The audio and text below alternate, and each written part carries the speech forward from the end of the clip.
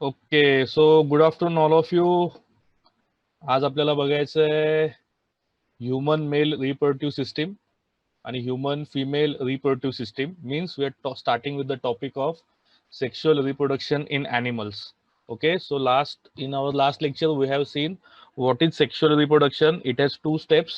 One is gamete formation and other one is fertilization.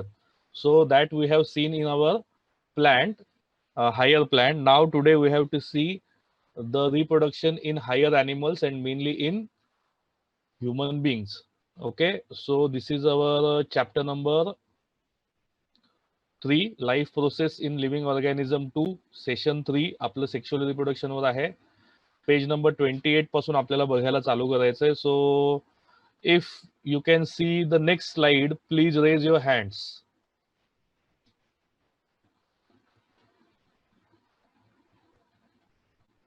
एक black slide तुम्हाला दिसेल. Okay, so पहिल्यांदा आपल्याला हा व्हिडिओ बघायचा आहे जेणेकरून आपल्याला सेक्शुअल रिप्रोडक्शन आपण जे शिकलोय त्याचं एक समरी जी आपण गेल्या काही लेक्चर मध्ये बघितलं किंवा रिकॅप म्हणूया आपण, तो रिकॅप आपल्याला बघायचा आहे. सो प्लीज तुमचे हेडफोन जे आहेत ते व्यवस्थित कानाला लावा आणि नीट तो व्हिडिओ नीट चेक करा.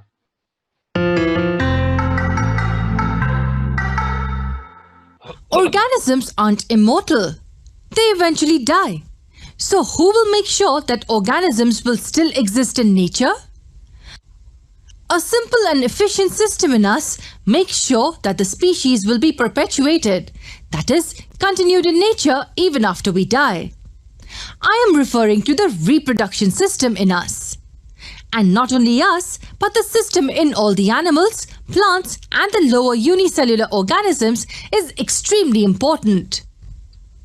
It makes sure of the continuation of species. So where do we begin? We need to first understand the process of reproduction. It is important for us to know how exactly this process of reproduction is carried out. So let us begin with learning about the process of reproduction in this video. How will we define the process in simplest words? Let us divide the word itself. The word re means again and production means making. So can we define the process as making something again? Absolutely. And what is being made here? Of course, the organisms. Now you may say that the newborn babies are not exactly the same like parents. So how can we say again? Well, it is not the same organism, but it is the same species. A mango tree gives rise to a mango tree, while a cat gives birth to kittens. So this is what we mean by reproduction, producing the same species every time. So now the next question that pops up in our mind is that will all the organisms reproduce in the same manner? Will unicellular bacteria and huge whales reproduce in a similar way? Absolutely not. If there are several differences in the body structures and other life processes of all organisms, then how can the reproduction pattern be the same? This gets us to the two major types of reproduction patterns. The first type is followed by the unicellular organisms. Now, since it is just one single cell that carries out all the activities, it is obvious that even reproduction will be done by the same tiny creature. So this type is the asexual reproduction. In this type, no specialized cells called the sex cells or the gametes will be produced inside the body. The single cell will divide in two to form daughter cells, and it is done. On the other hand, in case of multicellular organisms, the body has specialized cells called the gametes which fuse to form the new individual. Such type is referred to as the sexual reproduction. We will learn about the first type, that is the asexual reproduction, in the upcoming video.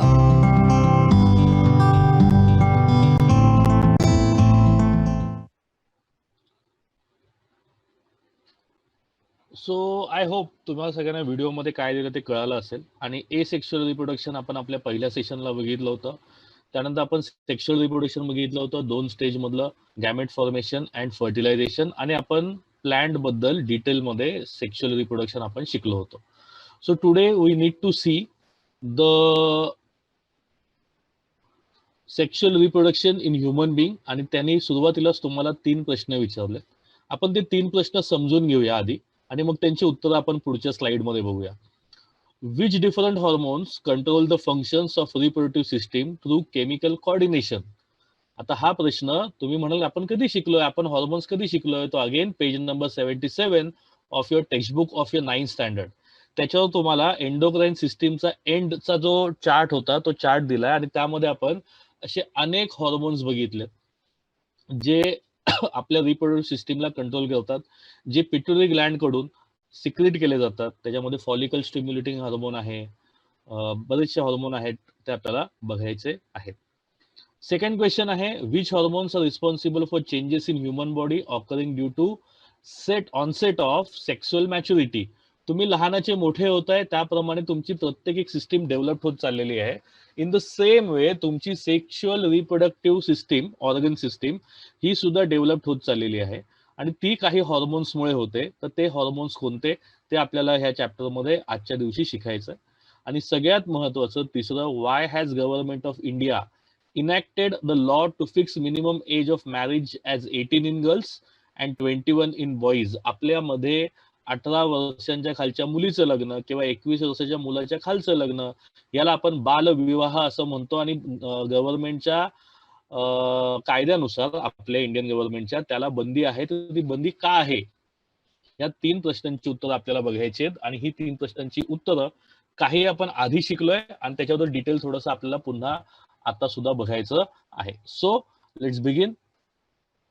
Check out the answer of first question, आणि हे तुमच्या 9वीच्या page number 77 वरून आहे. So इथे तुम्ही इथे उत्तर बघा, इथे कसं एका पॅराग्राफ मध्ये दिलंय, तुम्ही ह्याला टेबल वाईज लिहू शकता. सो तुमची पहिली ग्लँड आहे pituitary Gland. So pituitary Gland मधून सिक्रेट होतं फॉलिकल स्टिम्युलेटिंग हार्मोन आणि LH is luteinising hormone. LH is known as ICSH in males, as its function in male body is different from the gonads. Gonads म्हणजे testis आणि ovary. Gonads of male is testis and gonads of female is ovary. Hormones are secreted which are essential for male and reproductive function respectively. ते कोणते कोणते hormone आहेत तर mail मधून secret होतं testosterone. मी माझा पेन यूज करतो, सो तुम्हाला मला हायलाइट करून दाखवता येईल.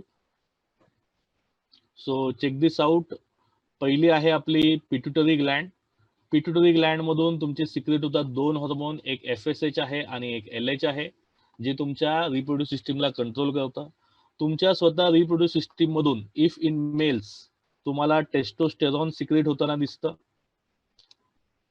आणि फिमेलच्या ओव्हरीज मधून you will find there is secretion of progesterone and estrogen simultaneously in the process. So testosterone का महत्वाचं आहे? It gives masculinity as well as sperm production साठी हे महत्वाचं आहे. स्पर्म प्रोडक्शन काय आहे ते आपण थोड्या वेळाने बघूया.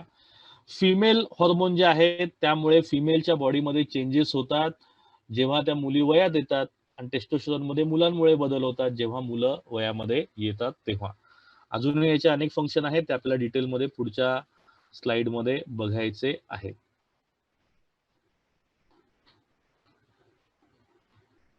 ठीक आहे, नेक्स्ट स्लाइड कडे जाऊया आपण. सो सेकंड क्वेश्चन होता आपला, which hormone are responsible for changes in human body occurring due to onset of sexual maturity? तुमचे सेक्शुअल ऑर्गन जे डेव्हलप होत चाललेले आहेत त्यासाठी कोणते हॉर्मोन्स अत्यंत महत्वाचे आहेत? सो त्या हॉर्मोन्स मध्ये तुम्हाला बघायला मिळतो, पहिला आहे तुमचा testosterone. So testosterone in male, male male फक्त मेल हे लक्षात ठेवा, अँड इस्ट्रोजन इन फिमेल हे फक्त लक्षात ठेवा. सो फिमेल बॉडीमध्ये ओव्हरीज मधून इस्ट्रोजन सिक्रेट होतं आणि मेल मध्ये टेस्टोस्टेरॉन सिक्रेट होतं. हे हॉर्मोन सिक्रेट व्हायला लागले की तुमच्या बॉडीमध्ये बदल घडत जातात आणि त्यामुळे तुमचे सेक्शुअल ऑर्गन डेव्हलप होत जातात. The last question in can you recall Y Indian government enacted the law? So त्यासाठी तुम्हाला लक्षात घेतलं पाहिजे तुमच्या जन्मापासून थोडक्यात वयाच्या 18व्या वर्षापर्यंत तुमची जी फिमेलची बॉडी आहे, म्हणजे मुलींनी लक्षात ठेवा की तुमची बॉडी जी डेव्हलप होते त्या बॉडीची सेक्शुअल रिप्रोडक्टिव्ह ऑर्गनशी जी डेव्हलपमेंट आहे it gets completed till the age of 18. So 18 years पर्यंत तुमची फिजिकल आणि इमोशनल मॅच्युरिटी आलेली नसते, and that is why women or girls are not suitable for marriage below the age of 18 years. Similarly boys मध्ये ही जी complete growth आहे ती थोडी लेट होते, लेट आपली बॉडी मॅच्युअर्ड होते at the age of 21. So आपल्याला आपली हेल्थ चांगली ठेवण्यासाठी, लहान मुलांचं वय चांगलं ठेवण्यासाठी आपल्या गव्हर्नमेंटने एज फिक्स केलंय, that age is 18 in girls and 21 in boys. I hope तुम्हाला हे तिन्ही क्वेश्चन कळालेत. If yes then please raise your hand, if no then you can ask me the doubts.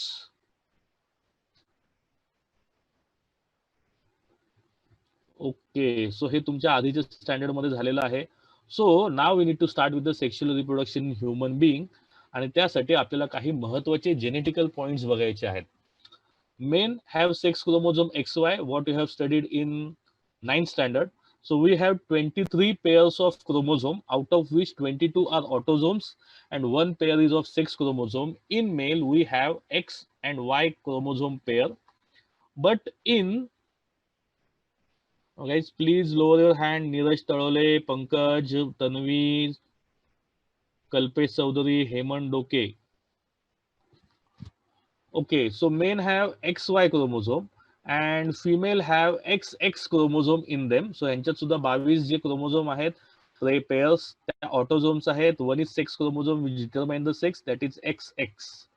So आपली जी रिप्रोड्यूटिव्ह सिस्टीम आहे त्यातले जे specific organs develop होत आहेत आपले रिप्रोड्यूटिव्ह सिस्टीमचे, they are only developing only because of this sex chromosome pair. X chromosome is present in men and women. तुम्हाला दिसतंय की मेन मध्ये एक्स आहे, फिमेल मध्ये पण एक्स आहे, but Y chromosome is present only in men. So ह्या दोन गोष्टी लक्षात ठेवा ज्या आपल्याला sex determination in human being साठी नेक्स्ट लेक्चरला बघायच्या आहे. So what we need to study first we need to study male reproductive system, आणि तुमच्या पुस्तकामध्ये त्याची डायग्राम तुम्हाला दिलेली आहे. So check the diagram. Male reproductive system मध्ये मेन 3 पार्ट असतात. एक गोनॅड्स. गोनॅड्स म्हणजे जिथे तुमचे स्पर्म म्हणजे गॅमेट्स तयार होतील, गॅमेट फॉर्मेशन होईल, आणि ते तुम्हाला इकडे दिसतंय. A pair of testis is available. So you can see testis हा एक आहे and this one is other one. So 2 testis आहेत. Then you will find many ducts, आणि डक्ट म्हणजे पाईप. या पाईप मधून स्पर्म बाहेर येईल.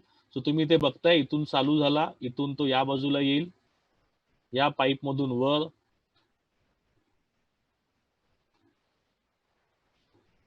So you can see the pathway for sperm transfer out of the male body. ठीक आहे. So ह्यामध्ये काय काय येत आहे ते तुम्ही चेक करा. तुम्हाला दिसतंय इथे फर्स्ट आहे epididymis. Then you will see duct deferens, ह्याला वास डिफरन्स असं पण म्हटलं जातं. Then you will find this vas difference is opening into the urethra. हा तुमचा urethra आहे. Okay, so first part is gonad, that is testis over here. Second are duct, आणि third तुम्हाला दिसतात खूप साऱ्या glands तुम्हाला दिसतात. Glands मध्ये you can see over here some vesicle, that is seminal vesicle. Then you will see prostate gland. Okay, and then you will see bulbourethral gland. ह्याला दुसरं नाव आहे, बघा इथे मी काय लिहितोय,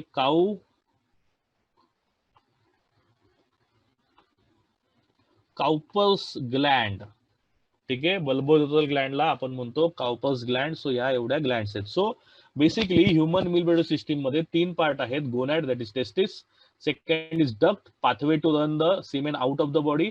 आणि तिसरा आहे सगळ्यात महत्वाच्या glands. So check this out. Male reproductive system is made up of testis, various ducts and glands. So इथे तुम्हाला डायग्राम दिसते, तुमच्या टेक्स्टबुक मधली डायग्राम आहे 3.16. सो हा तुमचा टेस्टिस आहे, फर्स्ट अँड सेकंड 2 तुम्हाला दिसतात. मग तुम्हाला दिसतात व्हॅस डिफरन्स, त्या पण 2 आहेत. This is again first and this is again second. So again you have a pair of vas deferens. Then you will find seminal vesicle. Then you will find prostate gland. Then you will see Cowper's gland, and then you will see this urinogenital duct. पण लक्षात ठेवा urinogenital duct हा बाकीच्या प्राण्यांसाठी शब्द वापरला जातो.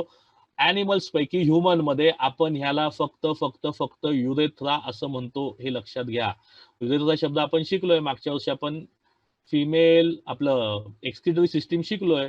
त्या एक्सक्रिटरी सिस्टीम मध्ये आपण हा शब्द वापरलेला आहे. सो मेल मध्ये फक्त आणि फक्त युरेथ्रा शब्द वापरला जातो इन्स्टेड ऑफ युरेनोजेनायटल डक्ट.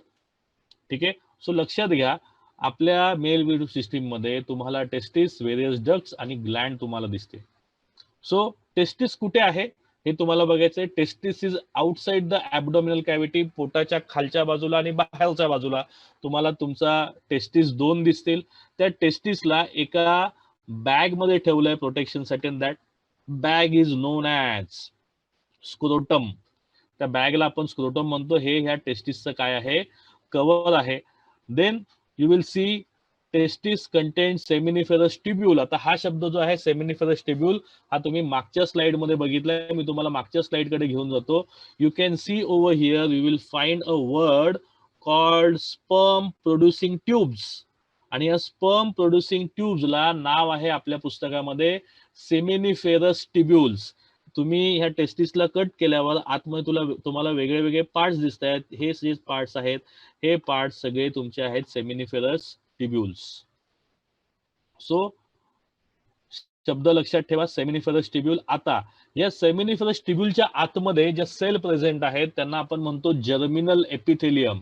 या अशा एपिथेलियल सेल आहेत ज्या डिवाइड रिडिवाइड होतात आणि त्यापासून तुम्हाला गॅमेट्स मिळतात. त्या गॅमेट्सला आपण आपल्या मेल रिप्रोडक्टिव्ह सिस्टीम मध्ये म्हणतो स्पर्म्स.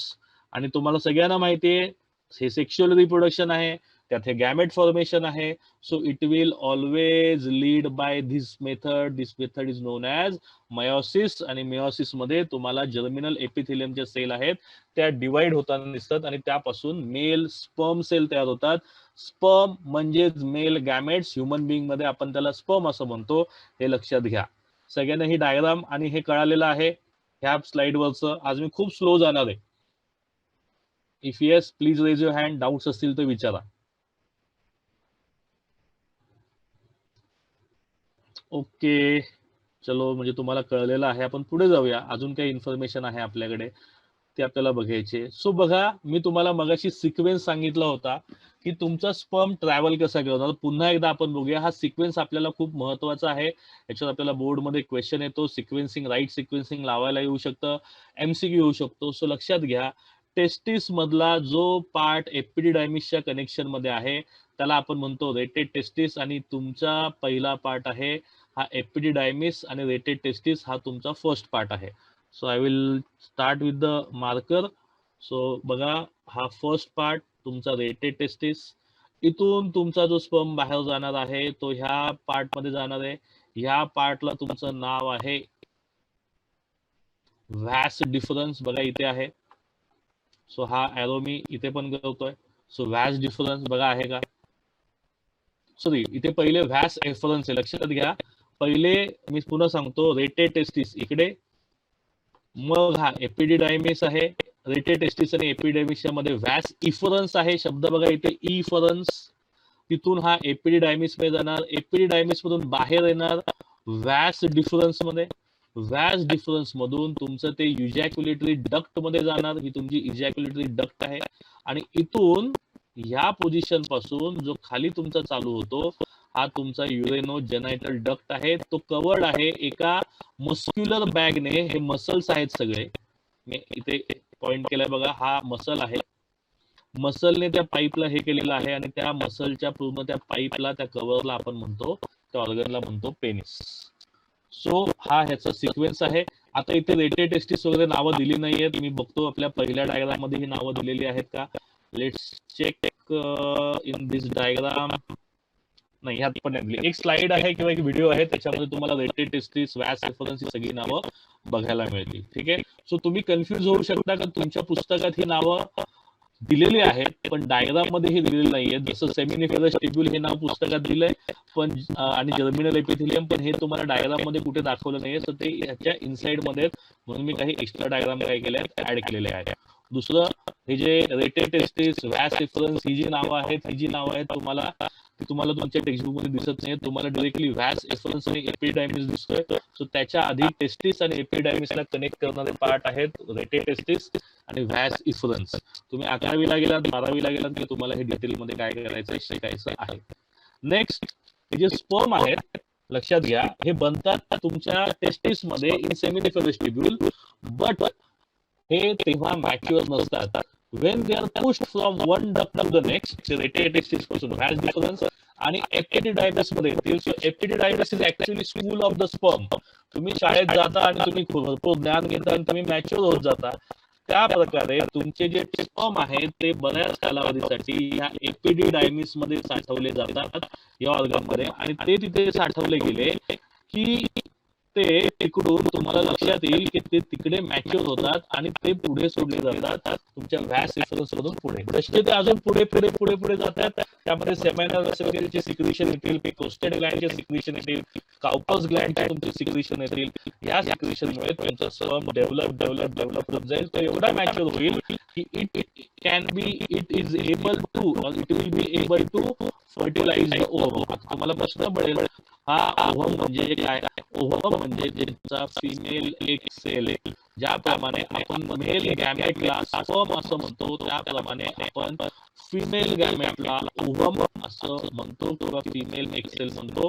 ह्युमन बिंग मध्ये आपण फक्त ओव्हम शब्द वापरतो. स्पर्म आणि ओव्हम हे एकत्र आले की त्याला आपण फर्टिलायझेशन म्हणतो.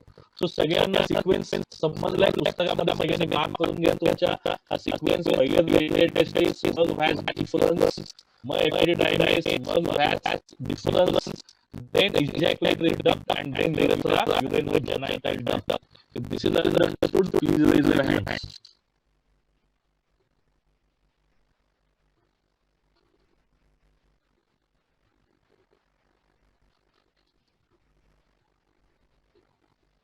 ठीक आहे, सगळ्यांना हे डायग्राम नीट कळालेले आहे, त्या तिन्ही स्लाइड नीट कळाल्या. तुम्हाला काही जरी यामध्ये डाऊट असेल अजिबात लाजू नका, बिनधास्त विचारा.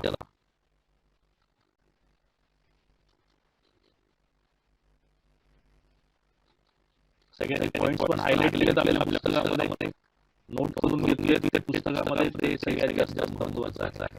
पुढे बघा, आता तुमच्या या मेल रिप्रोडक्टिव्ह सिस्टीम साठी काही महत्वाचे पॉइंट टेक्स्टबुक मध्ये दिले आणि हे तुम्हाला फिल इन द ब्लँक्सला किंवा एमसीक्यूज मध्ये येऊ शकतात. So length of each epididymis is about 6 meter. हा जो एपिडिडायमिस आहे जो एवढा त्याच्या सर्कल मध्ये बसलेला आहे, याची जी साइज आहे ती साइज आहे लेंथ आहे ती लेंथ आहे 6 मीटर. हे लक्षात ठेवा. सो जो तुमचा स्पर्म आहे त्या स्पर्मची लेंथ आहे 60 मायक्रोमीटर्स. हा सेकंड पॉइंट. देन एक स्पर्म अप्रॉक्सिमेटली किती डिस्टन्स कव्हर करतो लक्षात घ्या. आमचा जो एपिडायमिस एवढ्या निरनिराळ्या मध्ये आहे, कॉइल फॉर्म मध्ये आहे. सो हा आहे अबाउट 6 मीटर. तुमच्या टेस्टिस मधून बाहेर आलेला असला हे 6 मीटर वगैरे करायचे आणि तिथून पुढे या तुमच्या व्हॅस मधून तो बाहेर येण्यासाठी त्याला अजून 10 मीटर डिस्टन्स कव्हर करायचे. So total 6.5 metres one sperm is going to cover while coming out from male body. Next point, sperm needs large amount of energy आणि त्यासाठी जे सीमेन आहे, सीमेन आपल्या व्हिडिओमध्ये काय आहे, सीमेन जे बॉडीच्या बाहेर विडघळणार आहे पेनिसमधून, त्याला आपण सीमेन म्हणतो. या सीमेन मध्ये काय असतं, या सीमेन मध्ये फ्लोरोज नावाचे आपले कार्बोहायड्रेट्स असतात, ज्या कार्बोहायड्रेटच्या स्पर्मला एनर्जी मिळते आणि त्यामुळे तो स्पर्म डिस्टन्स कव्हर करू शकतो. लक्षात घ्या, हा डिस्टन्स कव्हर करू शकत नाही याला एनर्जी मिळाली नाही तर त्यामुळे फ्लोरोज मध्ये अवेलेबल असतं. ही नवीन इन्फॉर्मेशन त्यांनी मला दिलेली आहे. लक्षात घ्या, यांच्या पुस्तकामध्ये असं खूप तंत्र त्यामुळे मला थोडं डिटेलमध्ये शिकणं आवश्यक आहे. त्यासाठी मला मी आज व्हिडिओ दाखवणार आहे. त्यातून तुम्हाला काही पॉइंट्स काय देता येतील, मार्क देता येतील. त्याआधी जे लाल वाक्य लाल फॉन्टमध्ये लिहिलेले आहेत शब्द ते तुमच्या पुस्तकामध्ये क्लिअरली हायलाइट करून घ्या. हायलाइट केले की मला झाले म्हणून बाय रेज युअर हँड.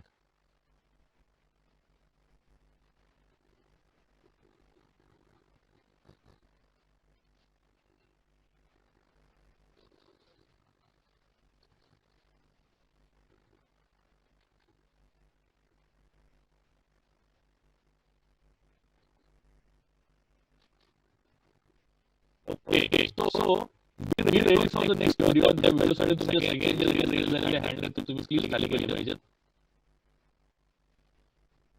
चौघांच्या प्रांजल आणि निरुद्ध. ओके सो आता हा व्हिडिओ सगळ्यांनी नीट बघायचा आहे.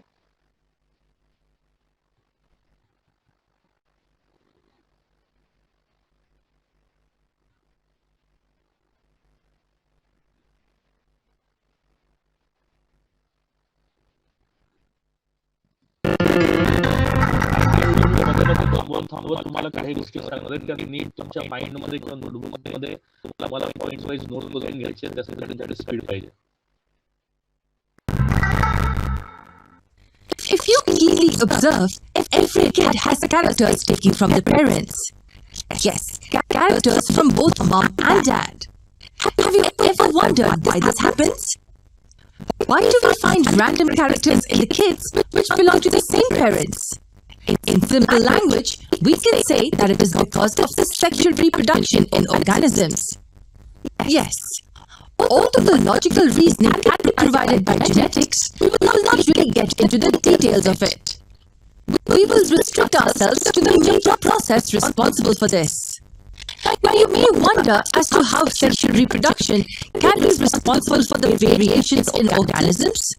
For this, we need to start by the definition of sexual reproduction once again. Do you remember what it was? Let me help you. Sexual reproduction is the type of reproduction which involves fusion of gametes to give rise to new individual. Now here the term fusion of gametes is the answer to our question. Why is that so? This is because if we say that the zygote is formed with the fusion of gametes, then it means the newly formed individual will have a blend of characters. Thus, in order to learn sexual reproduction, we need to understand the gametes first. Gametes are sex cells and are different in both males and females. हे जे दोन symbol तुम्हाला दिसतात, हा symbol mail साठी वापरला जातो आणि हा सिम्बॉल फिमेल साठी वापरला जातो. हे लक्षात ठेवा. Do you know what they're called? Yes, we have come across these terms. The male gamete is called sperm, while the female gamete is called ovum. In order to study them, we first need to take a glance at the reproductive systems. This will give us an idea of how the gametes are produced and help us understand the fertilization process better. So in this video, let us learn about the male reproductive system. To begin with, we take a look at the location where the sperms are exactly produced. These oval-shaped structures on either side are the ones we are referring to. The single structure is called testis, while the pair is called testes or simply a pair of testicles. Now these are an important part of the system and need to be protected, right? So spelling नीट बघून घ्या. त्याने टेस्टिसचं spelling कसं दिलं आणि अनेक वचनामध्ये कसं होतं तसं तुमच्या टेक्स्टबुक मध्ये सुद्धा दिलेलं असेल. So we have a covering of skin over it. This forms a bag-like structure, and do we have a name for it? Yes, the bag-like structure is called the scrotum. ठीक आहे, तुमच्या diagram मध्ये दोन नावं झाली. Testis oval shape आहे आणि त्याला एक कव्हर आहे स्किनचं. त्या स्किनच्या कव्हरला आपण म्हणतो स्क्रोटम. हे नाव सुद्धा तुमच्या डायग्राम मध्ये दिलेलं आहे.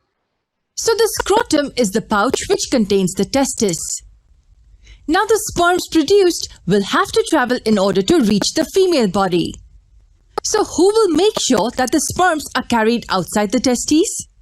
This responsibility is taken up by the mass of coils that we can see here. This is called the epididymis and the pair is called the epididymides. पुन्हा स्पेलिंग मधला डिफरन्स बघा. एक असेल तर एपिडिडेमिस कसं लिहिलंय आणि जर अनेक वचन असेल तर कसं लिहिलंय ते पण एकदा चेक करा. The mass then carries the sperms to this single connecting long coil. This is called the vas deferens. Where will the deferens carry it further? Directly outside the body? No, they will carry it into something called as the ejaculatory ducts. But where does the ejaculatory duct head to? It heads to a destination where the sperms get mixed with the nourishing fluid. Wait a second, what kind of fluid are we referring to? And why is it needed here? So इथे तुम्हाला ते समजून सांगतात semen म्हणजे काय आणि semen कसं develop होतं. तुमचे स्पर्म जेव्हा इजॅक्युलेटरी डक्ट मध्ये येतात तेव्हा तुम्हाला तिकडे वेगळ्या वेगळ्या ग्लँड्स दिसतात. या ग्लँड्स त्यांचे सिक्रिशन सोडतात आणि त्या सिक्रिशन मध्ये तुमचे स्पर्म हे बुडालेले असतात, हे लक्षात ठेवा. Basically, the sperms need nourishment to survive. Also, they need to be protected from acidic conditions coming their way. Hence, various glands come to the rescue by secreting a few important secretions. So लक्षात घ्या, secretion कशाला पाहिजे? तुमच्या स्पर्मला travel करायचंय, त्यासाठी त्याला energy लागेल. त्या एनर्जीसाठी त्याच्याकडे फ्रक्टोज आहे, ते फ्रक्टोज सिक्रेट व्हायला पाहिजे. सेकंड थिंग, तुमचा जो स्पर्म आहे तो ऍसिड मध्ये मरतो, ऍसिडिक कंडिशन मध्ये. आणि फिमेलच्या वजायनामध्ये थोडीशी ऍसिडिटी असते, कारण तिकडे काही ऍसिड सिक्रेट होतं. त्यामुळे तुमचे स्पर्म मरून जातील आणि मग ते स्पर्म फिमेल गॅमेट पर्यंत पोहोचणार नाहीत. मग त्यासाठी हे जे फ्लुइड आहे, हे फ्लुइड त्या ऍसिडला काय करतं, टॅकल करतं आणि स्पर्मला फिमेलच्या योग्य त्या भागापर्यंत पोहोचवतं, जिकडे ओव्हम ऑलरेडी प्रेझेंट असतो. The first one is the seminal vesicle. It secretes a fluid that helps in nourishing the sperms. Can you see this bulb-like structure here? It is the prostate gland which helps in secreting the prostate fluid. Now the sperms floating in the fluids reach the urethra, from where they can be released outside the body. But wait, all the secretions are not yet completed. This P-shaped gland found here gives another important secretion. It is called the Cooper's gland or even the bulbourethral gland. Now with this secretion, the formation of semen is complete. The semen is simply the fluid carrying the sperms. It is carried out by the urethra, which runs through the penis. Now these sperms will reach the female reproductive system, and only one among all will be able to carry out the fertilization of the ovum. But tell me one thing. Looking at the structure of this single आता हे structure आहे तुमच्या human sperm सेलचं. तुमच्या पुस्तकात हे द्यायला पाहिजे होतं, पण त्यांनी ते दिलं नाहीये. जुन्या पुस्तकामध्ये ह्याचा पॅराग्राफ होता, डायग्राम नव्हती. सो ह्याचं स्ट्रक्चर नीट समजून घ्या. हा अख्खा एक सिंगल सेलच आहे. हा हेड आहे, हा ट्रंक आहे आणि दिस इज टेल. हेड मध्ये तुमचा सायटोप्लाझम आणि इकडे तुमचे जे एक सिंगल सेट ऑफ क्रोमोझोम आहे, तो सिंगल सेट ऑफ क्रोमोझोम इकडे असतो. ह्या तुमच्या स्पर्मला ट्रॅव्हल करायचंय, त्यासाठी त्याला एनर्जी लागेल. सो त्याच्याकडे मायटोकॉन्ड्रिया पाहिजे, पॉवर ऑफ द सेल पाहिजे.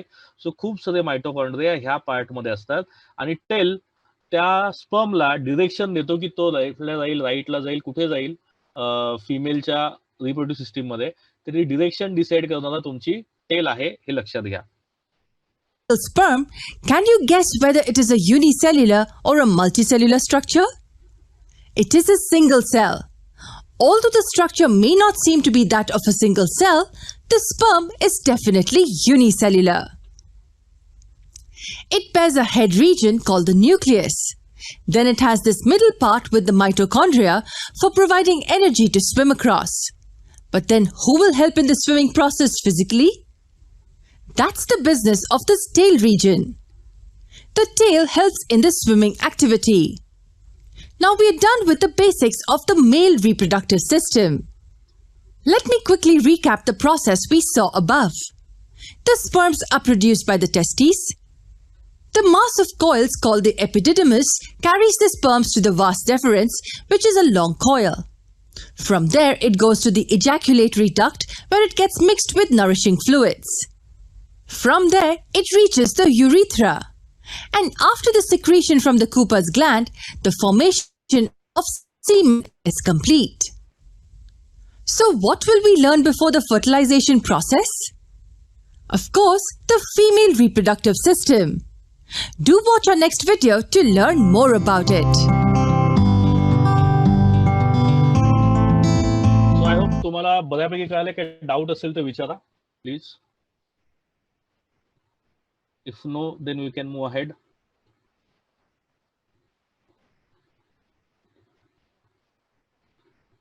ओके, सो एकदा आपण पुन्हा रिकॅप करूया. आणि हा चार्ट तुमच्या गाईड मध्ये दिलेला आहे. हा चार्ट सगळ्यांनी काढायचा आहे आणि बघायचा आहे, नीट बघायचा आहे की ह्यामध्ये तुम्हाला एकाच ह्याच्यामध्ये तुम्हाला जवळपास सगळ्या गोष्टी बघायला मिळतील. सो बघा, पेअर ऑफ टेस्टिस ऑर्गन, त्याचं स्ट्रक्चर कुठे आहे आणि लोकेशन कुठे आहे.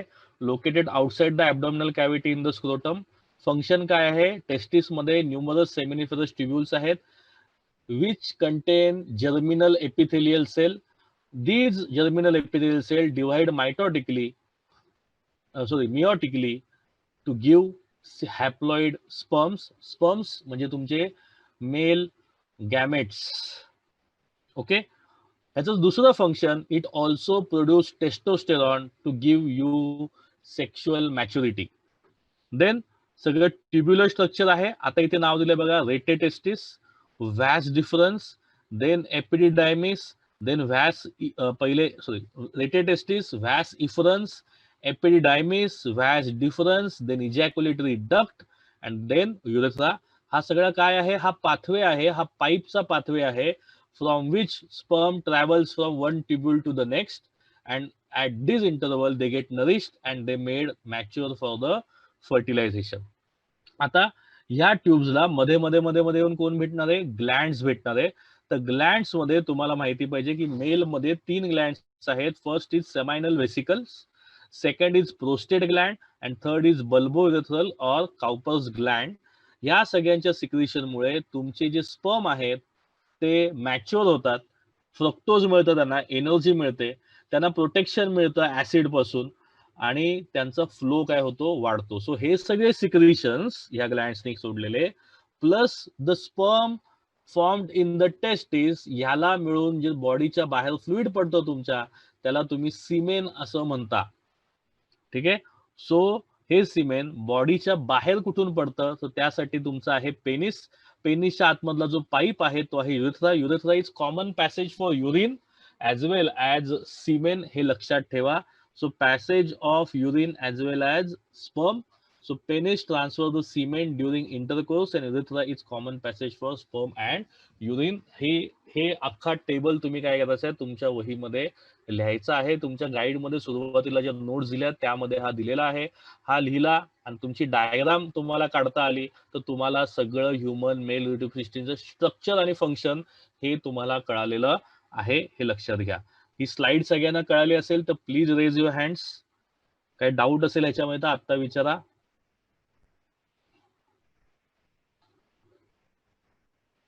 Okay, so you can move ahead. So now आपल्याला चेक करायचंय, आपण स्पर्म तर तयार केला, तो शिकलो. आता तो ज्यासोबत फर्टिलाइज होणार आहे तो फिमेल एग सेल म्हणजे ओव्हम, हा कुठे तयार होतो, तर हा फिमेल रिप्रोडक्टिव्ह सिस्टीम मध्ये तयार होतो. सो ह्यामध्ये सुद्धा जसं तिकडे टेस्टिस आहे जे मेल गॅमेट म्हणजे स्पर्म बनवतात, तसं आपल्याकडे फिमेल मध्ये 2 गोनॅड्स आहेत. त्या गोनॅड्सचं नाव आहे ovary. So you can see over here 2 ovaries which produces female ovum म्हणजे एग सेल. तिथून ह्या पास होतील ह्या ट्यूब मध्ये. ह्या ट्यूबला ओव्हिडक्ट असं म्हणतात, तुमच्या पुस्तकात मे बी ओव्हिडक्ट नाव दिलंय. याला दुसरं नाव फॅलोपियन ट्यूब असं सुद्धा आहे. फॅलोपियन ट्यूब मधून तुमचा जो ओव्हम आहे तो मध्ये येईल. दिस इज युटेरस. युटेरसच्या खाली तुम्ही बघाल तर सर्विक्स आणि सर्विक्सच्या खाली आहे वजायना. सो हा तुमचा पाथवे आहे ओव्हम बाहेर येण्याचा. ठीक आहे. आता ह्या ज्या युटेरस आहे, uterus is highly muscular bag. जिकडे आपला जन्म होतो झायगोट म्हणून आपण जिकडे वाढतो, म्हणजे आईच्या गर्भामध्ये आपण जिकडे वाढतो तो हा भाग आहे युटेरस. या युटेरसला 3 वॉल असतात. Outermost is perimetrium. त्याच्या आतमध्ये जी वॉल आहे मसलची त्याला आपण म्हणतो मायोमेट्रियम आणि सगळ्यात आतमध्ये जी आहे तिला आपण म्हणतो एंडोमेट्रियम. ठीक आहे. सो हे एक बेसिक भाग आहेत जे तुम्हाला बघायचे ह्या चॅप्टर मध्ये, या सिस्टीम मध्ये. सो आपल्या टेक्स्टबुक मधले डायग्राम बघा. आपल्या टेक्स्टबुक मध्ये 4च नावं दिलेली आहेत. You can see over here ovary. Ovary पासून चालू होते ओव्हिडक्ट आणि ओव्हिडक्टच्या इथे तुमच्या पुस्तकामध्ये कंसामध्ये लिहून घ्या fallopian tube. FALLOPIAN fallopian tube. Fallopian tube opens in the uterus and uterus open in the vagina. ठीक आहे. सो ही 4 नावं तुमच्या लक्षात राहिली पाहिजेत, त्यांचे फंक्शन लक्षात राहिले पाहिजेत. सो आपण इन डिटेल सुद्धा ही सिस्टीम बघायची आहे. सो चेक पॉइंट्स की तुमच्या फिमेल रिप्रोडक्टिव्ह सिस्टीम मध्ये कोणते कोणते ऑर्गन्स आहेत. So you can see pair of ओव्हरीज.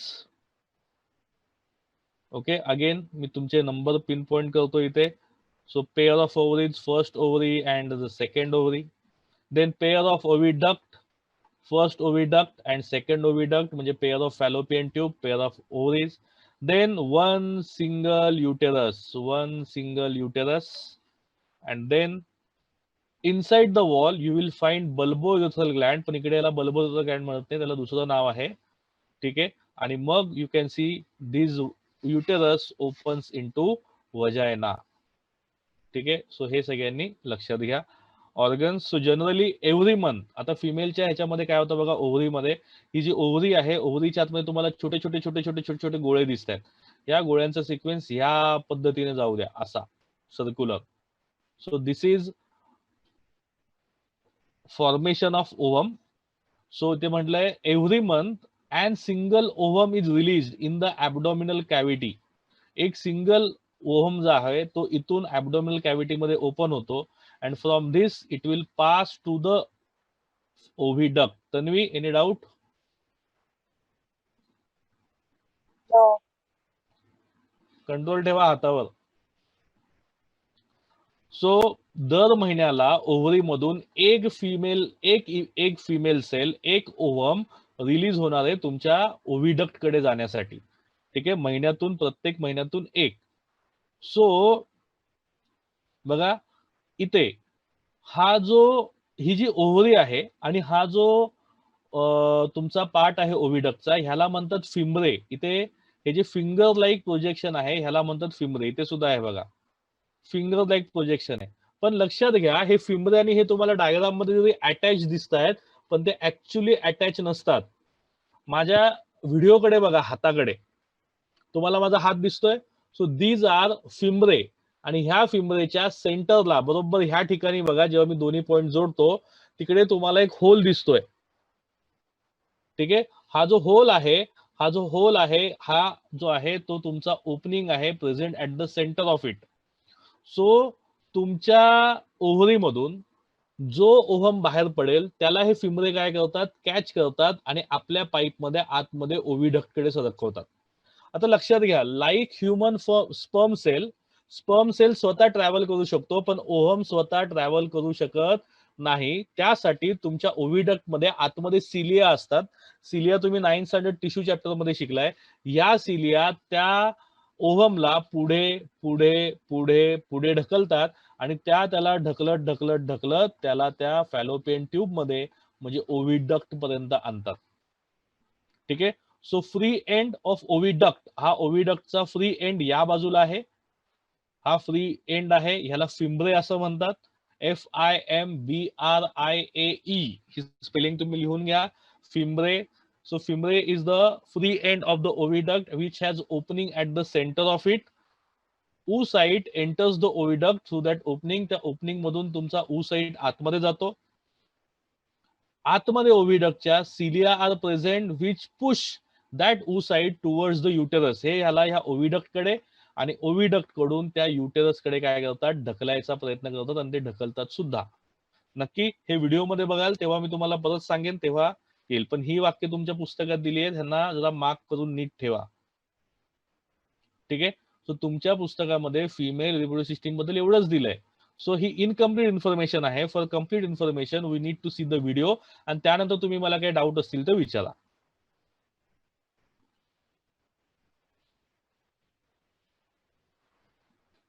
Pankaj,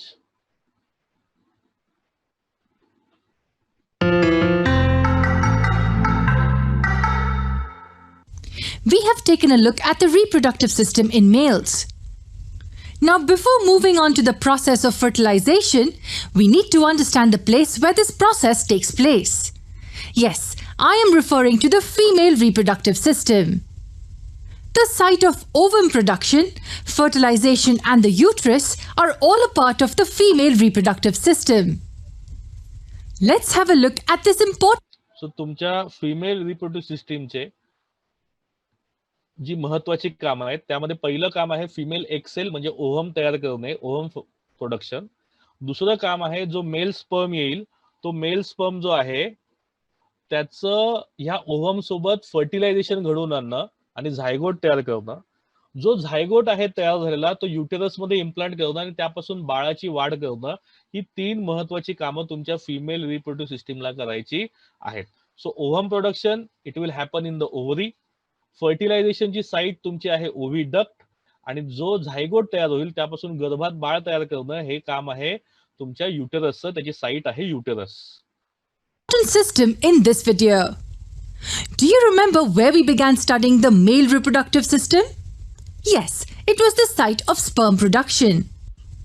Similarly, we will begin learning from the site of production of the egg cell or simply the ovum. So the journey begins from these oval structures called the ovaries, one ovary on either side. Did you notice that the ovaries are connected to these tube-like structures? But they're not connected directly. If we look at it carefully, we find that there are finger-like projections which connect the two. These finger-like projections are very important for receiving the ovum when released from the ovaries. But do they have a scientific name? Yes, these finger-like projections are called the fimbriae. ठीक आहे, सगळ्यांनी spelling लिहून घ्या. Fimbriae, fimbriae Indian pronunciation मध्ये. त्यांचं काम आहे receive the ovum. They are not directly in contact with the ovary. हे सगळ्यात लक्षात ठेवा. Fimbriae help to hold the ovum released and also help to sweep it to the tubes present ahead. But why does the ovum require the sweeping activity? Can't it travel on its own? No, it can't. Unlike the motile sperm, the ovum is non-motile. It cannot move until it is pushed or swept by some other cells. Now, these tube-like structures that we are referring to since a long time also have a scientific name. They are called as the fallopian tubes. And what do you think will be their importance? Let me get. ठीक आहे, spelling लिहून घ्या तुमच्या diagram मध्ये. ओव्हिडक्टला main नाव आहे, लक्षात घ्या, fallopian tube. Humans मध्ये आपण काही नावं स्पेसिफिकली वापरतो. ओव्हिडक्ट आपण वापरत नाही, आपण फॅलोपियन ट्यूब वापरतो नाव. Yes. Is it that they connect the ovaries to the uterus? Yes. That is definitely one important function. But more important than this is the fact that the fallopian tubes are the site of fertilization. Yes, it is the fallopian tubes where the sperms are able to fertilize the ovum. And from here, the... लक्षात घ्या, तुमचं जे fertilisation आहे ते फक्त फिमेलच्या fallopian tube मध्ये होईल. तुम्ही व्हिडिओत बघितलं, एक स्पर्म आला आणि तो त्या ओव्हम सोबत फर्टिलाइज झाला आणि union of these two gametes is known as fertilisation, which results in the formation of a zygote. Zygote starts dividing and grows into an embryo. Now, where will this embryo go further? Needless to say, the uterus. We know that the uterus, commonly referred to as the womb, is the site of development of a baby. And when... ठीक आहे, so तुम्हाला कळलं, zygote आहे, divide रिडिवाइड होतो मायटोटिकली आणि त्यापासून त्याचा embryo बनतो. तो एम्ब्रिओ पुढे पास होतो तुमच्या युटेरसमध्ये. युटेरसमध्ये तो इम्प्लांट होतो त्या युटेराइन वॉलला. म्हणून ती 3 नावं महत्वाची होती, एंडोमेट्रियम, मायोमेट्रियम आणि पेरिमेट्रियम. सो हा इथे येऊन अटॅच झाला की 9 महिन्यामध्ये ते बाळ काय होतं, हळूहळू तो जो एम्ब्रिओ आहे तो एका छोट्याशा बाळामध्ये काय होतो, कन्वर्ट व्हायला चालू होतो, डेव्हलप व्हायला चालू होतो. When the growth of the baby is completed, it comes out of the mother's body through the vagina. Do we know what the vagina is? It is basically a small passage that opens to the exterior. It is the site where sperms are received in the female's body. On the other hand, the same passage is used for passing the baby out of the body during childbirth. Now that you've learned both the reproductive... So, vaginaची 2 कामं, to give entry to your male sperm cell, दुसरं to give exit to the baby. जो बाळ जन्म झालाय त्याची delivery होते किंवा बाळ बाहेर येतो, तो ह्याच भागातून बाहेर येणार आहे.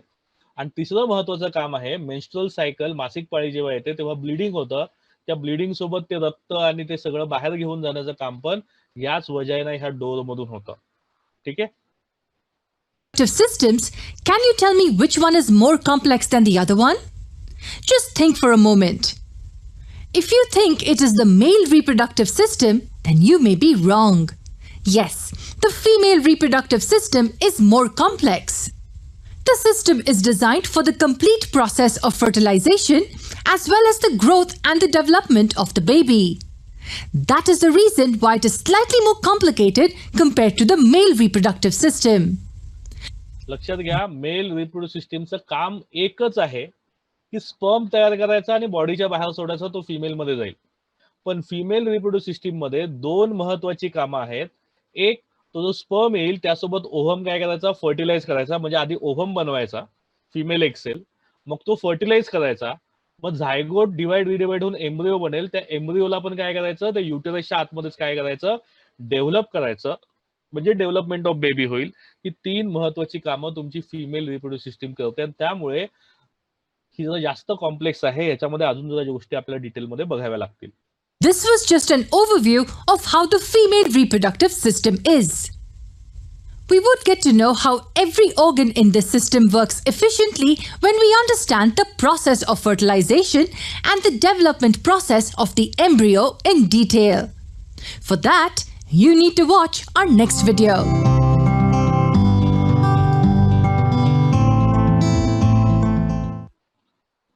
ओके, जर तुम्हाला हा व्हिडिओ कळाला असेल आणि आधीचं माझं एक्सप्लेनेशन कळालं असेल तर त्याची समरी किंवा रिकॅप इकडे दिलाय. Let's check over here. Human female reproduce system. Organ कोणते कोणते आहेत? ओव्हरीज पेअर आहेत 2, फॅलोपियन डक्ट किंवा फॅलोपियन ट्यूब किंवा तुमच्या पुस्तकात नाव आहे ओवी डक्ट, त्या पण पेअर मध्ये आहेत. देन युटेरस हा मधला बॅग लाईक स्ट्रक्चर आहे. देन वजायना आणि ह्या सोबत ज्या ग्लँड आहेत त्यांना आपण बार्थोलिन्स ग्लँड असं म्हणतो. त्या ग्लँड बद्दल तुमच्या टेक्स्टबुक मध्ये काहीही माहिती नाहीये, पण त्या ग्लँड्स महत्वाच्या आहेत. सो ओव्हरी फंक्शन बघा, टू प्रोड्यूस ओव्हा. ओव्हा हे एकवचन आहे. Secret female hormone. Female hormone दोन आहेत आपल्याकडे, प्रोजेस्टेरॉन आणि इस्ट्रोजन, ते सिक्रेट करणं यांचं काम आहे. फॅलोपियन ट्यूब मध्ये 3 मेन भाग आहेत. पहिला भाग जो आहे तो ओव्हरीच्या इथे फ्री एंड आहे, त्याला आपण फिम्ब्रे असं म्हणतो. त्याचं काम आहे तो ओव्हम ऍक्सेप्ट करणं, रिसिव्ह करणं. मग मधला पार्ट आहे फर्टिलायझेशन साठी. त्या मधल्या ट्यूबच्या पार्ट मध्ये कायम मेल गॅमेट आणि फिमेल गॅमेटचं फर्टिलायझेशन होईल.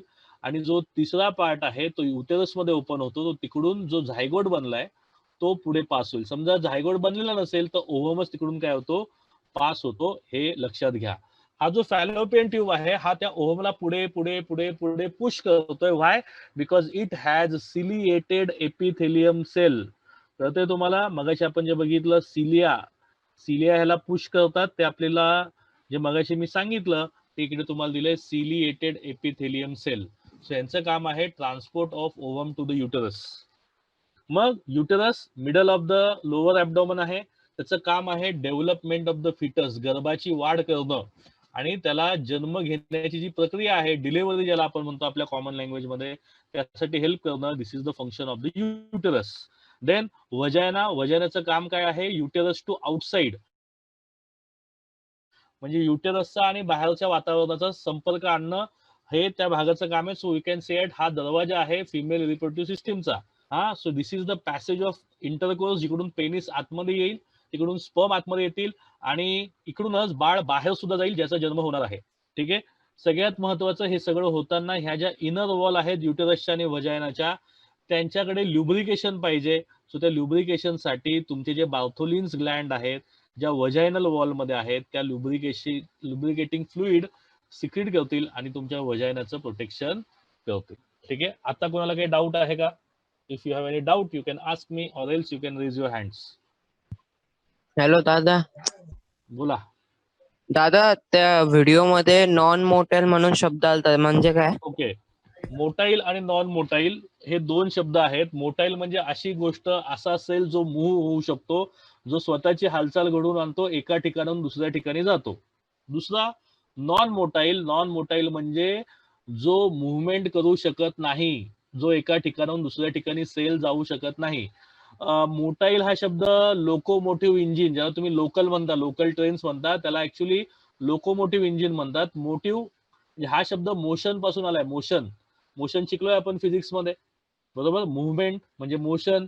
सो तोच शब्द इकडे आहे. मग आपले जे स्पर्म आहेत त्यांच्याकडे टेल आहे आणि ते ट्रॅव्हल करतात टेस्टिस पासून, रेटेड टेस्टिस, तिथून मग व्हॅस इफरन्स, मग ते एपिडायमिस मध्ये येतात, मग तिकडून ते व्हॅज डिफरन्स मध्ये येतात, मग इजॅक्युलेटरी डक्ट मध्ये येतात, तिकडून बाहेर पेनिस मधून बाहेर येतात, मग फिमेलच्या वजानामध्ये एंट्री करून ते तिकडून युटेरस मधून फॅलोपियन ट्यूब पर्यंत जातात. म्हणजे हा त्यांनी काय केला, प्रवास केला. हा जो प्रवास केला म्हणजे ते मूव्ह होत आहेत, म्हणून ते मोटाईल आहेत. याच्या उलट ओव्हमने पण प्रवास केलाय, पण ओव्हम स्वतः प्रवास करत नाही. ओव्हरी त्याला बाहेर ढकलतं स्वतःमधून. बाहेर ढकललं की फिममध्ये त्याला कॅच करतात. कॅच करून ते आतमध्ये त्यांच्या सिलिएटेड जे एपिथेलियम आहे त्याने त्याला ढकलतात. ढकलत ढकलत ढकलत ढकलत ढकलत त्यांना ते फेलोपियन ट्यूब पर्यंत आणतात. तिकडे झायगोट बनतो.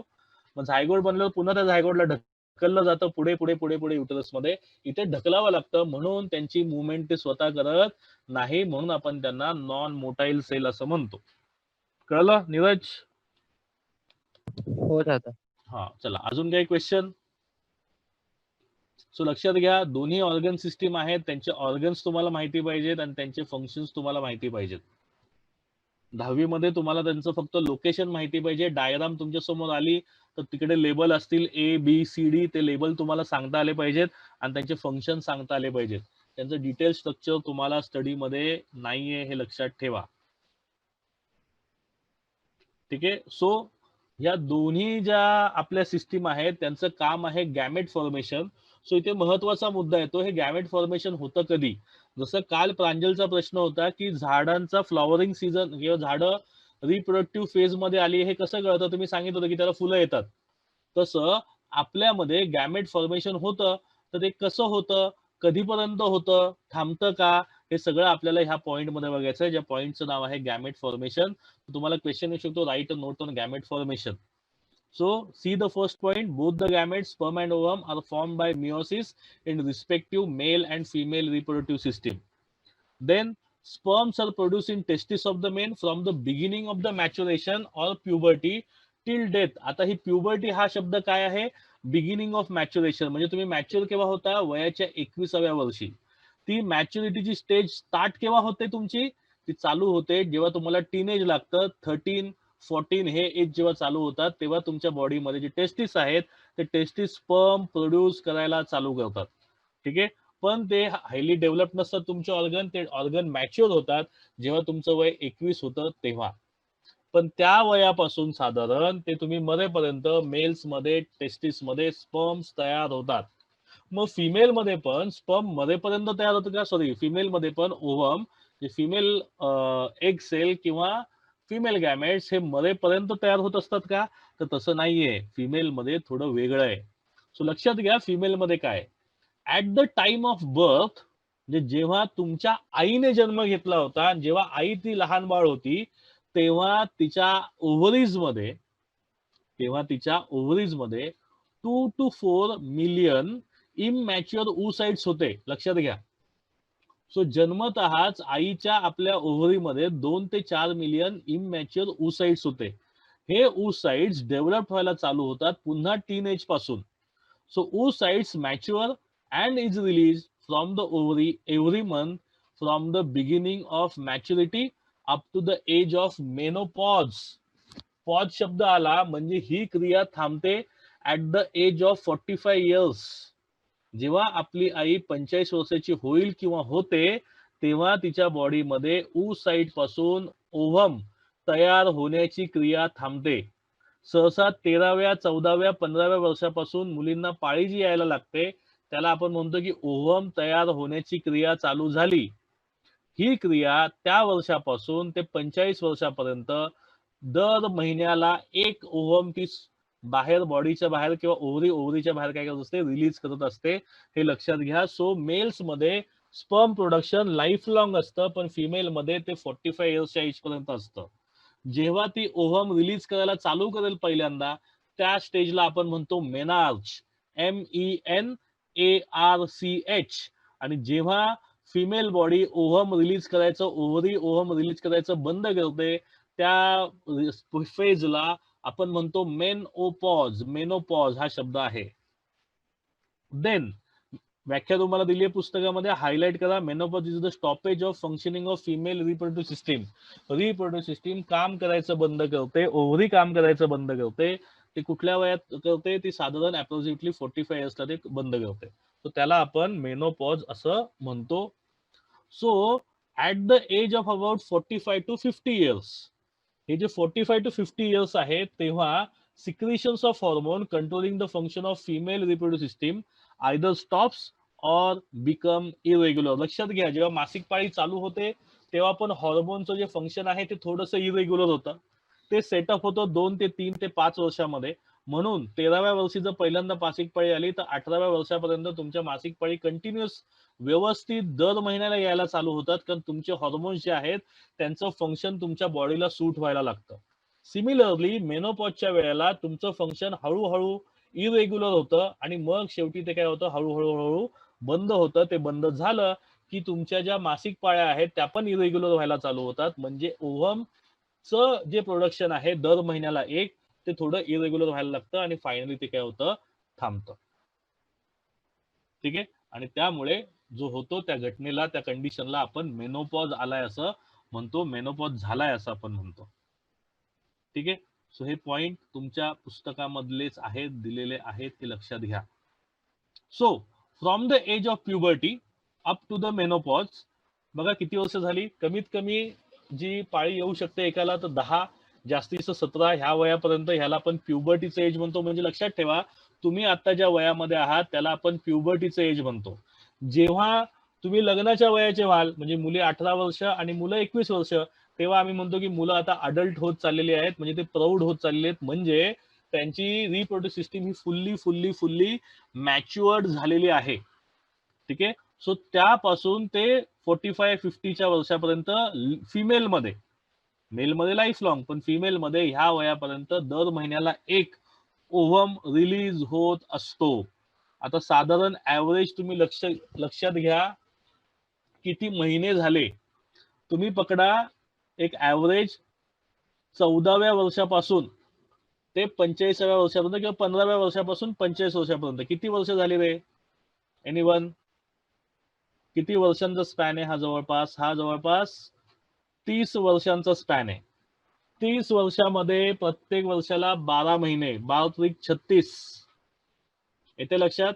सो 360 महिन्यात 360 oocyte रिलीज होतील, बरोबर. सो पाळी आपण जर म्हटलं 11व्या 12व्या वर्षी चालू झाली आणि ती 50व्या वर्षापर्यंत झाली, तर इकडे टोटल वर्ष आहेत तुमची 40 वर्षांमध्ये तुमचे महिने येतात 12×48 480. सो 480 oocyte दर महिन्याला बाहेर पडायला पाहिजेत, पण 400च पडतात. याचं कारण आहे, कारण ती फिमेल मध्ये सुरुवातीची काही वर्ष तुमची जी मासिक पाळी असते ती इरेग्युलर असते, त्यामुळे ओव्हम रिलीज जो होतो दर महिन्याला ते पण इरेग्युलर असतं. मेनोपॉजची 5 वर्ष, तिथे सुद्धा इरेग्युलर तुमची मासिक पाळी असते, त्यामुळे तिकडे सुद्धा ओव्हम इरेग्युलरली रिलीज होतो. सो ते महिने सुद्धा कमी करा. त्यानंतर जेव्हा आपली आई प्रेग्नंट असते, आपण जेव्हा आईच्या गर्भामध्ये वाढत असतो, ते 9 महिने आणि आपला जन्म झाल्यावर काही महिने मासिक पाळी ही इरेग्युलर असते. जर आपण आपले 9 महिने पकडले आणि समजा आपल्याला अजून एक भावंड असेल तर ते 18 महिने तुम्ही मायनस करा. सो लक्षात घ्या, 48 मधून तुमचे जवळपास जर 2 मुलं असतील एखाद्या आईला, तर जवळपास तिचे 18 महिने मायनस करा. सो अप्रॉक्सिमेटली असं म्हटलं जातं की एका हेल्दी विमेन मध्ये 400 oocyte रिलीज केले जातात till the age of menopause. मग आपण म्हटलं होतं की आपल्या ओव्हरीमध्ये आई जेव्हा जन्म घेते तेव्हा आई जेव्हा बाळ असते तेव्हा ओव्हरीमध्ये 2 ते 4 मिलियन oocyte असतात, पण त्यापासून फक्त 400 oocyte काय होतात, रिलीज होतात. मग बाकीचे काय होतात? बाकीचे डिजनरेट होतात. हे तुम्हाला शेवटच्या शब्दामध्ये दिलंय. ठीक आहे. सो तुम्हाला गॅमेट फॉर्मेशन कळालंय आणि ह्या गॅमेट फॉर्मेशन मधून तुम्हाला एक टर्म कळाली की आईच्या वयाच्या 10 ते 50व्या वर्षापर्यंत तिचं रिप्रोडक्टिव्ह फेज असते, म्हणजे दर महिन्याला ती एक ओव्हम काय करते, रिलीज करते. हे आपल्या लक्षात येईल. ठीक आहे. पण ह्याच्या उलट आपल्या वडिलांमध्ये मरेपर्यंत स्पर्म तयार होतात. So from the puberty up till the death ते दररोज, दर महिन्याला, दर वर्षाला 24/7 ते स्पर्म प्रोड्यूस करू शकतात. त्यांची बॉडी ते स्पर्म प्रोड्यूस करू शकते. काही डाऊट आहे इथे? काही डाऊट असेल तर ह्या व्हिडिओ नंतर आपण काय करूया, ते डाऊट सॉल्विंग सेशन घेऊया. Let's check the video.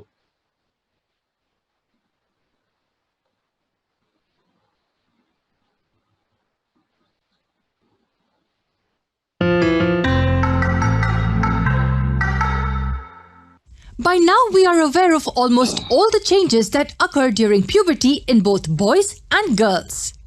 So, can you tell me which is the most important of all changes?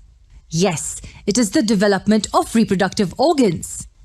The stage of sexual maturity is what defines puberty in true sense. And what do we mean by this? This means that the individual is now physically capable of reproduction. So, are we saying that both males and females are capable of reproduction with the onset of puberty? Absolutely. And that would mean that they can reproduce anytime throughout their life, right? Absolutely not. Why not? The basic reason for this is that the case of males and females is different when it comes to the reproductive span. And why is this different? This is what we need to answer in this video that deals with the concept of reproductive phase. Now, what exactly do we mean by this? Let us understand the two words. Reproductive here means the process of reproduction, and phase means the time period. So, are we saying that individuals are capable of reproduction only for some period of time? Yes, and this is applicable only in the case of females. But why so? Let me explain. In case of males, development of testes causes production of gametes, that is sperms. And this process, once started, does not terminate throughout the male's life. Only the sperms produced can decrease in count with age. However, the ability to reproduce still remains the same. But the case of females is completely different. Females cannot reproduce throughout their lives. This term, reproductive phase, holds true in their case. And why is it so? Well, the simplest answer to this question is the process of ovulation. That's right. Now, can you guess from the name what is ovulation? So दर महिन्याला तुमच्या ओव्हरीमधून एक ovum बाहेर पडतो. That process is known as ovulation. हे आपण मगाशी शिकलोय. It is the process of release of ova from the ovaries. Now you may wonder how the process can be an answer to this question. It's simple. We know that reproduction requires an egg cell as the female gamete. And if ovulation is the release of egg cells, then that means reproduction will be possible only when egg cells are released. But did you know that in every individual female, the number of egg follicles in the ovaries is fixed? That means the ovaries will have fixed number of immature egg cells stored inside them since the beginning. However, so हा जो fix number आहे तो आपल्या textbook मध्ये दिलाय 2 to 4 million oocytes. only on the onset of puberty, the egg cells are released one after the other. So don't you think the capacity of reproduction will begin when the first egg cell will be released by the ovary? Yes, and it will obviously stop when the number of egg cells will come to an end. This phase is nothing but the reproductive phase in females. The beginning and the end of this important phase are given scientific names. The commencing point is called as menarche. So can we say a girl experiences menarche when she steps into puberty? Yes, and the occurrence differs from one female to the other. However, the average age range to expect menarche is around 12 to 14 years. ठीक आहे. आपल्या पुस्तकामध्ये 10 ते 17 वर्ष हा time दिलाय. 11वी 12वीच्या पुस्तकांमध्ये हा आहे 12 ते 14 वर्ष. म्हणजे कुठल्याही मुलीला मासिक पाळी येते ती 12, 13, 14 वर्षी यायची सुरुवात होऊ शकते. त्याच्या पुढे जर गेलं तर काहीतरी आपल्या बॉडीमध्ये डिफेक्ट आहे हे समजायचं आणि डॉक्टरला कॉन्टॅक्ट करायचा असतो. सो साधारण ऍव्हरेज एज आहे 13. टीन एज जेव्हा चालू होतं तेव्हा मासिक पाळी यायला चालू होते फिमेलमध्ये आणि त्या फेजला आपण म्हणतो मेनार्की किंवा menarche. Also, the time when it terminates is called menopause. This time is also different in females, but the average period of age is between 45 to 50 years. Let us just imagine that one of the ovaries has released an egg cell. It goes straight to the fallopian tube and then moves further. Now, if this egg gets fertilized, then the fetus will need a proper location for placental attachment, right? For this, a proper thick cushion layer made up of cells needs to be formed inside the uterus.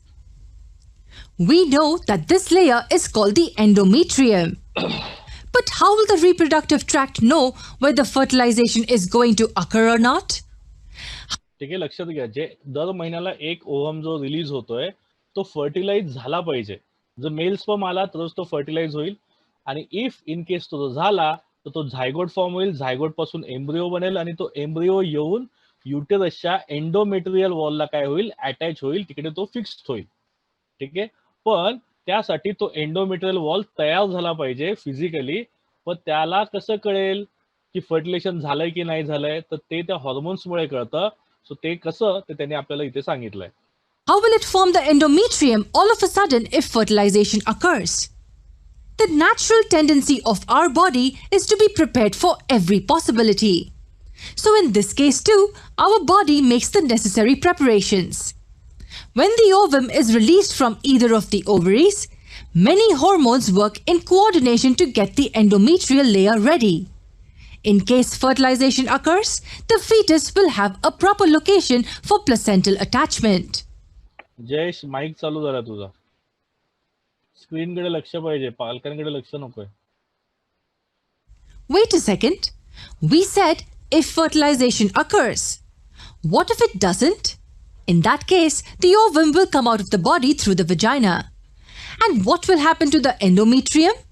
Astonishingly, the layer also collapses and gets out of the body through the vagina. ठीक आहे, जर तुमचा zygote बनलेला असेल तर zygote येऊन endometrial वॉलला काय करेल, अटॅच होईल. पण जर झायगोट बनला नसेल, म्हणजे फर्टिलेशन झालं नसेल, तर तो जो ओव्हम आहे तो इथून बॉडीच्या बाहेर फेकला जाईल, आणि त्यावेळेला एंडोमेट्रियल वॉलचं जे कव्हर आहे ते कव्हर सुद्धा रप्चर होतं, ब्लिडिंग चालू होतं. ब्लिडिंग, तो म्युकस आणि तो ओव्हम बॉडीच्या बाहेर जातो, आणि तेव्हा मग आपण म्हणतो की मासिक पाळी आलेली आहे. As a result of this, for almost 4 to 5 days every month, a female experiences a bleeding phase. The bleeding is through the vagina and it contains the unfertilized ovum, the cells of endometrium, and the blood, of course. This is called as the menstrual fluid. And the process is referred to as menstruation. त्याला आपण MC, menstrual cycle, असं म्हणतो. मराठीमध्ये आपण याला मासिक पाळी असं म्हणतो, किंवा पिरियड येणं असं म्हणतो, किंवा डेट आली असं आपण म्हणतो. असे अनेक शब्द इकडे यूज केले जातात. त्याच्याबद्दल डिटेल्स आपल्याला आहे, ते आपल्याला पुढच्या लेक्चरला बघायचं. Did you notice I mentioned that the bleeding phase is for 4 to 5 days every month? Why did I say every month? That is because the entire process occurs in a cyclic manner that lasts for 28 to 30 days. The ovulation and building up of the endometrium, and then followed by this will be collapsing of endometrium in case fertilization does not occur. This will give rise to the discharge of the menstrual fluid through the vagina. Don't you think this entire cycle will also have a scientific name? Of course, it's called the menstrual cycle. So the menstrual cycle is almost a 28 to 30 day cycle, out of which the bleeding phase lasts for 4 to 5 days. In a nutshell, the reproductive ability is obtained by individuals with the onset of puberty. In males, it lasts till they're alive. However, in females, the reproductive phase is marked by the menarche and concluded by the menopause. The time period in between is where the body undergoes the menstrual cycle. The reproductive capacity of females is only found during this phase. So we have talked about the process that happens when fertilization does not take place. But what if fertilization occurs? Do we know whether it'll be a boy or a girl? Let us learn about the concept of sex determination in the next video.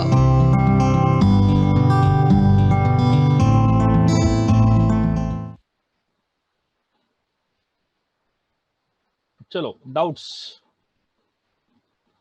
Video बघितला, सगळ्यांना कळालं. Phase, menopause, menarche, menarche, male मधला तो graph, straight line, female मध्ये ती line खालच्या बाजूला. Sir menarche सांगा ना परत. मेनार्की ज्या वेळेला पहिल्यांदा मुलींना किंवा आईला पाळी आलेली असते, जेव्हा ती वय वर्ष 13च्या आसपास असते, म्हणजे वय वर्ष 12 ते 14 according to the 12th standard. आणि जर 11-10वीचं पुस्तक बघितलं तर त्यानुसार 10 ते 15व्या वर्षापर्यंत पहिल्यांदा पाळी येते. आता लक्षात घ्या, जेव्हा आपल्या आईचा जन्म झाला होता आपल्या आजीच्या पोटी, तेव्हा तिच्या ओव्हरीमध्ये 2 ते 4 मिलियन oocyte होत्या. त्या इमॅच्युअर oocyte होत्या. जेव्हा आपल्या आईचं वय 10च्या पुढे जायला चालू होतं, तसं दर महिन्याला एक ओव्हम म्हणजे एक oocyte डेव्हलप होतो, मॅच्युअर होतो ओव्हम मध्ये, आणि तो त्या ओव्हरी मधून बाहेर सोडला जातो, तो फॅलोपियन ट्यूब मध्ये जातो. आता ओव्हरी मधून जो तुमचा ओव्हम बाहेर पडतो ह्याला तुम्ही म्हणता ओव्ह्युलेशन. म्हणजे दर महिन्यातून एकदा ओव्ह्युलेशन होतं. हा जो एक सेल आहे जो बाहेर पडला, ओव्हम जो बाहेर पडला, तो फॅलोपियन ट्यूब कडे जातो. हा फॅलोपियन ट्यूब कडून तुमच्या युटरस कडे जातो. जर तो फर्टिलाइज झाला नाही तर तो तिकडून बाहेर पडतो ब्लड सोबत, ब्लड एंडोमेट्रियल वॉलच्या सेल, आणि तो अनफर्टिलाइज एक बाहेर पडतो. सो त्याला आपण म्हणतो मेन्स्ट्रुअल फ्लुइड, मेन्स्ट्रुअल सायकल. ही सायकल पहिल्यांदा जेव्हा आपल्या आईला येते तेव्हा आपण ह्याला मेनार्क असं म्हणतो. सो मेनार्कीचं वय एक ऍव्हरेज प्रत्येक लेडीज साठी वेगळं वेगळं असू शकतं, पण एक ऍव्हरेज साधारण तुमच्या पुस्तकाप्रमाणे वय वर्ष 10 ते 17 ह्याच्यामध्ये मासिक पाळी यायला चालू होते. ती दर महिन्याला येते. काही वेळा ती इरेग्युलर असते सुरुवातीला, पण नंतर दर महिन्याला ती काय होते, व्यवस्थित येते.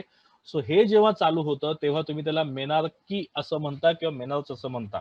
आता दर महिन्याला एक ओव्हम आपण जर पकडला 10व्या वर्षापासून 50व्या वर्षापर्यंत, तर साधारण 40 वर्ष, बरोबर, 40 वर्ष 12 महिने म्हणजे 480 महिने, 480 वेळा हे सायकल रिपीट होईल आणि 480 वेळा तुमचा ओव्हम रिलीज व्हायला पाहिजे. मग प्रत्येकाचं एक वेगळं असतं, ते अप्रॉक्सिमेटली 400 ओव्हम बाहेर टाकले जातात. ठीक आहे. सो त्याची सुरुवात पहिल्यांदा जिकडे होते त्याला आपण मेनार्की म्हणतो, आणि याचा शेवट जिकडे होतो, मासिक पाळी यायची बंद होते फिमेल मध्ये, त्याला आपण मेनोपॉज असं म्हणतो. ठीक आहे. पुढचा डाऊट, अजून काय डाऊट? हॅलो दादा, तो आपला व्हिडिओच्या शेवटी ते काय फर्टिलायझेशन आणि नो फर्टिलायझेशन त्याचा म्हणजे ते काय?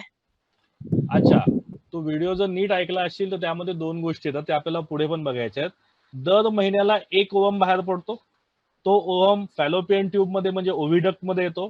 जर तिकडे मेलचा स्पर्म आला तर त्याचं फर्टिलायझेशन होईल. जर फर्टिलायझेशन झालं तर झायगोट तयार होईल. सगळ्यांना माहिती आहे फर्टिलायझेशन शेवटी झायगोट तयार होतो.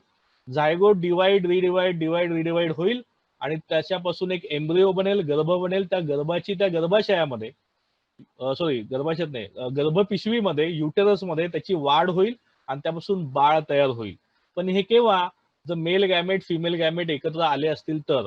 पण जर ते आले नसतील, जर मेल गॅमेट आलाच नसेल, तर तो जो फिमेल एक सेल जो तुझा ओव्हम जो आहे, तो जो फॅलोपियन ट्यूब मध्ये होता, तो पुढे पुढे पुढे पुढे ढकलला जातो. तिकडून तो युटरस मध्ये येतो आणि युटरस मधून तो बाहेर फेकला जातो. तो जेव्हा बाहेर फेकला जातो तो कालावधी 4 ते 5 दिवसांचा असतो, जेव्हा आपल्या आईला मासिक पाळी आलेली असते आणि तिचं ब्लिडिंग चालू असतं, त्यावेळेला तो चालू असतो. सो असे 2 प्रकारे, जर तुझा एक फर्टिलाइज झाला तर, आणि जर नाही झाला तर. जर एक फर्टिलाइज झाला तर त्यातून झायगोट आणि एम्ब्रिओ, म्हणजे आई आपली प्रेग्नंट आहे आणि ती बाळ काय करते, तिच्या गर्भामध्ये वाढवते, गर्भपिशवीमध्ये, सॉरी गर्भपिशवीत युटेरस मध्ये ती बाळ वाढवते, आणि त्यामुळे मग ओव्हमचा रिलीज बंद होतो आणि त्यामुळे मेन्स्ट्रुअल सायकल बंद होतं. जोपर्यंत ते बाळाची पूर्ण वाढ होऊन ते बाळाची डिलिव्हरी होत नाही तोपर्यंत. पण जर तो फिमेल एक सेल फर्टिलाइज झाला नाही तर ते ब्लिडिंग दर सायकल मध्ये 4 ते 5 दिवस होतं आणि दर महिन्याला तो ओव्हम काय केला जातो, बॉडीच्या पण बाहेर काढला जातो. त्याला आपण मेन्स्ट्रुएशन किंवा मेन्स्ट्रुअल सायकल असं म्हणतो. कळालंय? अजून काय डाऊट? यश? नाही. ओके, अजून कोणाला काही डाऊट? मुलींमध्ये? If no, please raise your hands.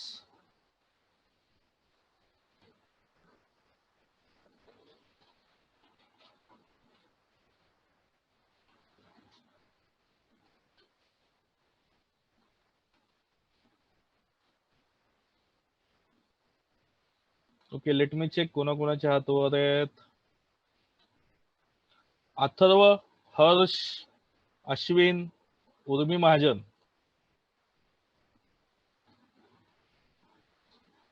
Okay, Atharva आणि हर्षला कळालंय. महेंद्र, उर्मी आणि सावी हे राहिले.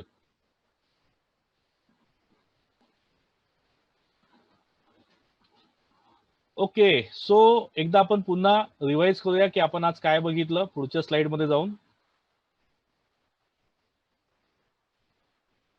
मिटे काय झालं, हात वर करायला. काय नाही दादा.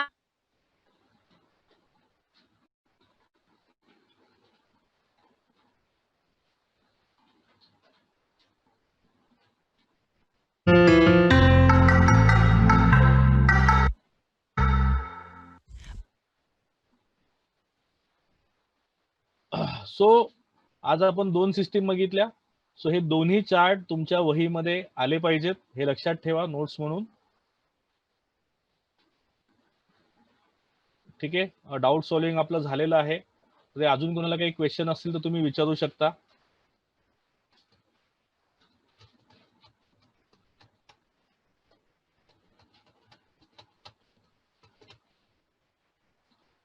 ओके, सो आजची असाइनमेंट सेम इंग्लिश साठी let's check page number 28.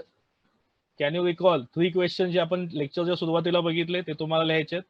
Then you need to write distinguish between human male reproductive system and human female reproductive system. Then you need to write a note on gamete formation जो आपण शेवटी बघितला. Then you need to draw neat label diagram and you need to explain human male reproductive system and human female reproductive system. Diagram is compulsory, हे लक्षात ठेवा. ठीक आहे, जो असाइनमेंट कळली आहे so please raise your hand.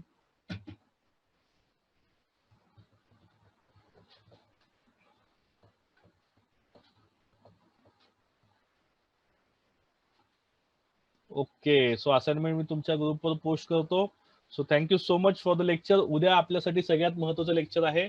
आपल्याला उद्या menstrual cycle, sex determination in human beings, fertilization, embryo development हे 4 पॉईंट उद्या आपल्याला कव्हर करायचे आहेत. So be ready. उद्या जरा लवकरच या. मी 10 मिनिटं 15 मिनिटं आधीच लिंक चालू करतो. त्याच्या आधीच तुम्ही काय करा, जॉईन व्हा. Okay, so tata, bye bye, see you, take care, have your lunch, enjoy your day. Assignment submission by 6 PM हे लक्षात ठेवा.